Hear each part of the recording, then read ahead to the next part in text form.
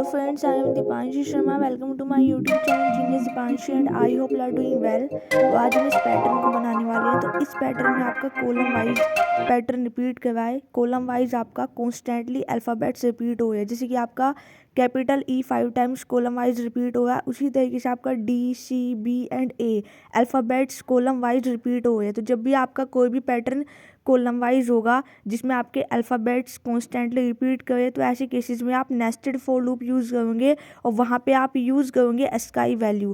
Capital E की sky value होती है 69 और कैपिटल ए की स्काई वैल्यू होती है 65। तो आप इनर लूप को यूज़ करोगे। इनर लूप आप क्यों यूज़ करते हो? कॉलम्स को चलाने के लिए। तो आप इनर लूप में यहाँ पे लिखोगे 69 लोअर लिमिट, आपकी अपर लिमिट होगी 64। तो आपका लूप 69 से 65 डिक्रीमेंट ऑर्डर में चलेगा क्योंकि आपने यहाँ पे स्टेप वैल्यू -1 दिया है। और आपका आउटर लूप मैंने यहाँ पे 5 टाइम चलाया है क्योंकि आपकी नंबर ऑफ रोज कितनी है 5। और आउटर लूप आपका हमेशा यूज़ होता है रोज को चलाने के लिए। और आपने इनर लूप के अंदर प्रिंट स्टेटमेंट में यहाँ पे जे वेरिएबल को प्रिंट करा दिया जो कि कॉलम्स को चलाने के लिए यूज़ हो रहा था। तो इस तरीके से आपका प्रिंट हमेशा वही वेरिएबल होगा जो वेरिएबल आपका, जैसे कि यहाँ पे कॉलम वाइज पैटर्न बना हुआ था, तो कॉलम को चलाने के लिए आप इनर लूप यूज़ करते हो। तो इनर लूप का आप जो भी वेरिएबल यहाँ पे यूज़ कर रहे हो, जैसे कि जे था, तो आपने यहाँ पे जे को ही प्रिंट करवा दिया, लेकिन जे के पास वैल्यू स्टोर्ड हुई थी नंबर टाइप की। तो आपको कैरेक्टर टाइप चाहिए तो आपने इसकी टाइप कास्टिंग कर दी, आपने इसके बाहर लिख दिया पैरेंथेसिस के बाद CHR। तो जे की जो भी कैरेक्टर टाइप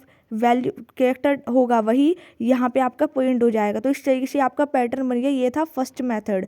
अगर आपको सेकंड मेथड यूज़ करना है, आपको नहीं पता स्काई वैल्यू क्या है किसी भी अल्फ़ाबेट की, तो आप यूज़ करोगे स्ट्रिंग केस। आप इनर लूप में रेंज फंक्शन को हटा के और यहाँ पर सिंगल कोट्स में स्ट्रिंग्स पास कर दोगे EDCBA रिवर्स ऑर्डर में, क्योंकि आपको पहले कॉलम में क्या प्रिंट करना है ई। और आप यहाँ से क्या करोगे, आप यहाँ से इसका जो ये आपने टाइप कास्टिंग की हुई है जे वेरिएबल की प्रिंट स्टेटमेंट में, आप उसको हटा दोगे और आप इनर लूप में यूज़ करोगे स्ट्रिंग विदाउट रेंज फंक्शन। आप स्ट्रिंग पास कर दोगे EDCBA और यहाँ पे टाइप कास्टिंग को हटा के ओनली जे वेरिएबल को प्रिंट करवा दूंगे। तो आपका ये एग्जैक्ट जब आप इसको रन करवाओगे सेम आउटपुट आएगा। तो मैंने आपको इस पैटर्न को बनाने के 2 मेथड बताए। फर्स्ट था स्काई वैल्यू के थ्रू और सेकंड था एज एन स्ट्रिंग। अगर आप लेकर के भी इसको कर सकते हो। और स्ट्रिंग आपको कहाँ पे लेनी है? इनर लूप में, क्योंकि आपका ये पैटर्न कॉलम वाइज बना हुआ था, तो कॉलम्स को चलाने के लिए आपका इनर लूप यूज़ होता है। तो ये जो आपका इनर लूप था जिसमें आपने यूज़ किया था जे वेरिएबल, तो आपका यहाँ पे प्रिंट होगा जे वेरिएबल। तो आई होप यू अंडरस्टैंड कि कैसे आपको इस पैटर्न को बनाना है।